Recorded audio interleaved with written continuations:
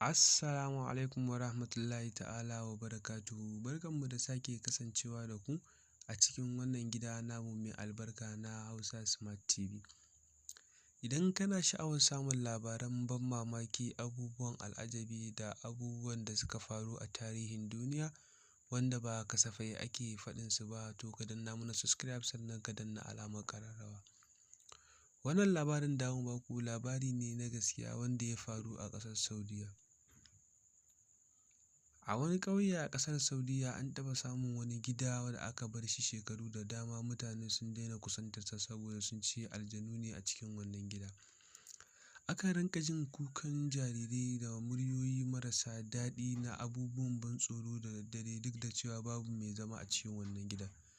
Shekaru suka wuce, wata rana wani attajirin ɗan kasuwa da ya zo daga ƙasar Dubai ya zo yawon buɗe ido cikin wannan ƙasa, sai ya yada zango a kusa da wajen wannan gidan.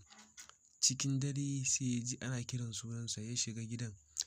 Yana shiga gidan ya tarar da wani ɗaki tinƙim da zinare, abin da ya ba shi mamaki ya kuma ɗaga masa hankali, duk da cewa ya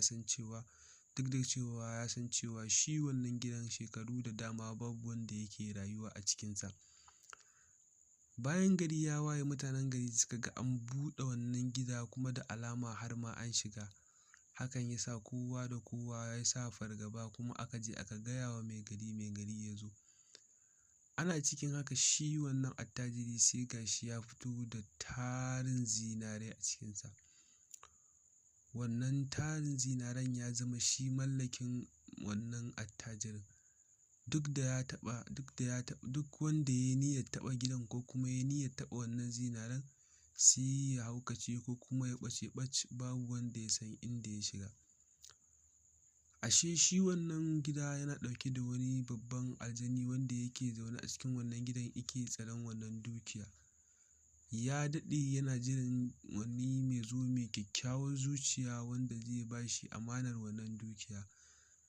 An ce wani aljani ne a cikin gidan, yana jiran wanda zuciyarsa ba ta da ƙazanta don ya ba shi zinaren da ta zama mallakinsa. Ana cikin haka sai ga shi ya zo ya sami wannan attajiri mai kuɗi wanda ya kasance ko da yaushe yana taimako.